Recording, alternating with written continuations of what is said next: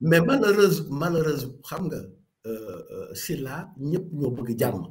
Xam nga diplomatie, quand on parle de diplomatie, voilà, toutes les personnes qui sont des diplomates te disent on parle de diplomatie parce que diplomatie, c'est-à-dire que quand il y a un conflit, il y a toujours des espaces de dialogue qui permettent aux uns et aux partis d'échanger, de trouver des solutions. C'est-à-dire que quand Abdou Diouf était là, par exemple, et qu'il y avait eu des crises, même en 88, il y a eu l'état d'urgence, Abdou Diouf, après, a appelé Ouad à discuter avec lui, malgré le fait que le Sénégal était à feu et à sang, entre guillemets, en 88. Ablaye Wade, quand il y a eu, tout le monde l'a vu, le code consensuel, qui a pu permettre d'avoir la première alternance. Pareil, Ablaye Wade au pouvoir, on peut dire tout ce qu'on veut, mais il y avait des espaces de liberté. Les gens pouvaient quand même manifester. Mais les gens, Wade autorisait même les gens à manifester contre lui. Après et d'ailleurs, c'est parce qu'il a laissé l'espace de liberté, c'est parce qu'il a donné à Macky Sall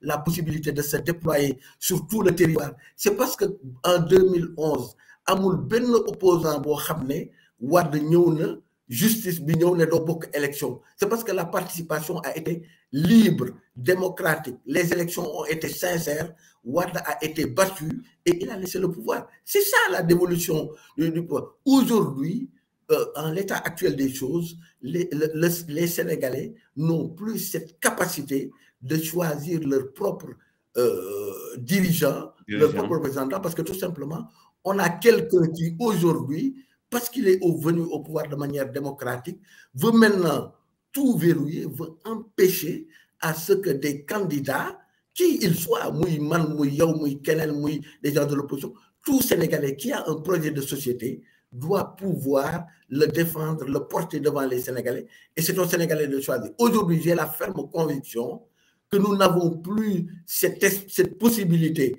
d'engager un dialogue avec Macky Sall, on n'a plus cette possibilité malheureusement de créer des canaux diplomatiques, et on va tout droit vers l'affrontement.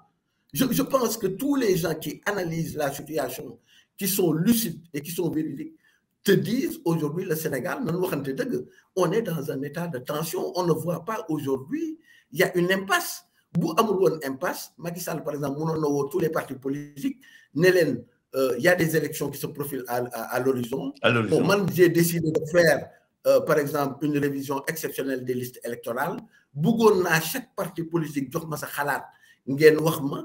Et peut-être les partis auraient pu lui dire, mais on aimerait quand même que, compte tenu des enjeux, etc., qu'on permette au maximum de Sénégalais de pouvoir s'inscrire sur les listes électorales. Voilà, on peut faire des dérogations. Et ça, c'est une discussion politique. Il ne l'a pas fait tout seul dans son bureau. Il a pris une décision en disant, c'est 1 mois les révisions des listes électorales, ça se déroulera de telle période à telle période.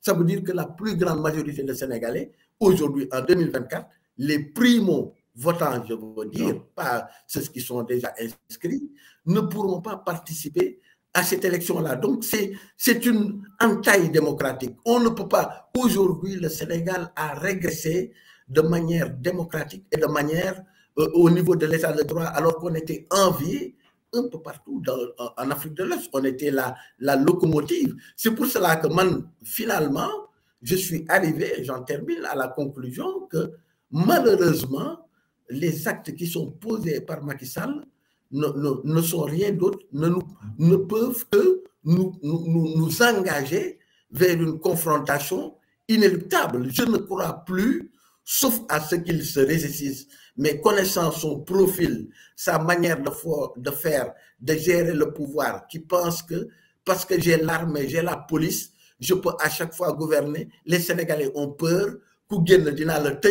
bouger, je peux tuer, je peux assassiner. Et tu penses qu'avec la force, tu peux toujours tout gérer. Il arrivera un moment où c'est cette même force qui va se retourner contre lui.